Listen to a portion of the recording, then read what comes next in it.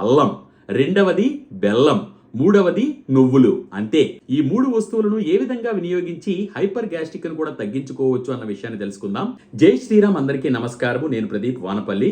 ముందుగా మా తల్లిదండ్రులకు, గురువులకు, పెద్దలకు పాదాలు పట్టి ప్రార్థిస్తున్నాను. ముందుగా ఒక 50 గ్రాముల తెల్ల నువ్వులు అంటే పొట్టు తొలగించిన నువ్వులను తీసుకోండి. అలాగే ఒక 50 గ్రాముల పాత బెల్లము అని అమ్ముతారు. ఆయుర్వేద మూలికలు అమ్మే ప్రదేశాల్లో ఇది దొరుకుతుంది. మరి ఇది నల్లగా ఉంటుంది, అలాగే అనేక ఔషధ గుణాలు కూడా కలిగి ఉంటుంది. అది ఒక 50 గ్రాములు తీసుకోండి. అలాగే అల్లము, పొట్టు తొలగించినటువంటి నాటు అల్లము అంటే అది చిన్నగా ఉంటుంది, అలాగే హైబ్రిడ్ కానటువంటి అల్లాన్ని వినియోగించండి. ఘాటు ఎక్కువగా కూడా ఉంటుంది. అది ఒక 50 గ్రాములు తీసుకోండి. ఈ మూడింటిని కూడా బాగా దంచి ముద్ద చేసి సిద్ధం చేసుకోండి.